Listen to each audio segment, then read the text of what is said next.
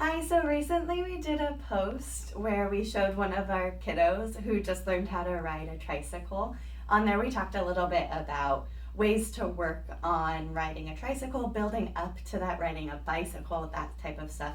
So I just wanted to show you some of the things that we use here that and point out what I think is important about them, things to be looking for when you're trying to teach a kiddo at home how to ride a bike or tricycle.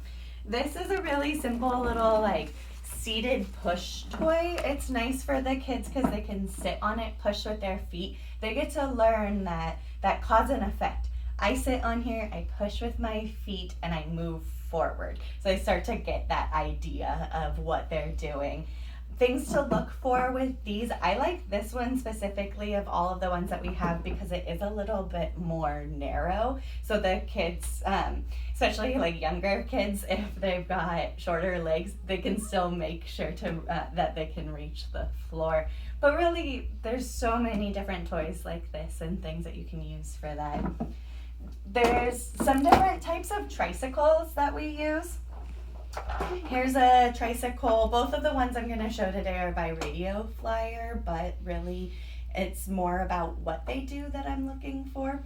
The nice thing about tricycles is most of them, when you push them, those pedals move too. So what that means is the kids can have their feet on there.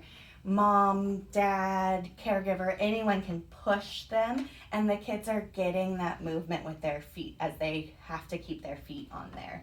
What I like about this tricycle specifically is it does have a back here. Some kids will, when they start to push and they start to understand that you can push down on those wheels and on the pedals and move forward, sometimes they push backwards too, and they need a little bit of that support back there. Another tricycle, which is also has the pedals moving, very similar to the one I just showed, except it doesn't have that back here. A little bit more upright. This one also is more for a little bit of a bigger kid too, but that doesn't really matter.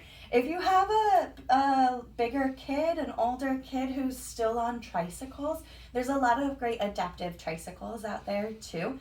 You can just search on Google, take a look around. If you want us to post some of those, let us know, and we can post some of those ideas of tricycles for bigger kids too. Because we know that they're working on these things also, and the stuff is out there, so we can help you find it.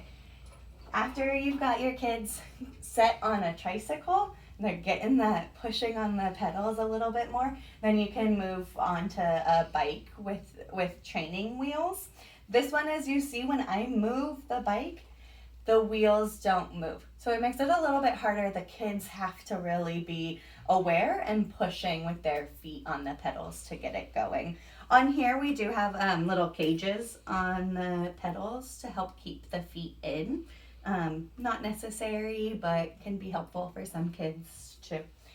So if we've got our bike with training wheels, I love to add in a balance bike as well. So this balance bike is gonna get it where the kids have to be able to balance without the training wheels. This works on the balance aspect of it. Something with pedals, with training wheels, or like a tricycle is going to work on the pedaling part of it. Both are important, both are required for independent riding of a bike.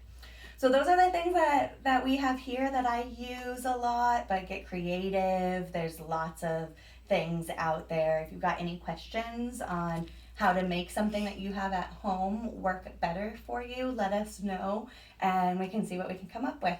All right, thanks.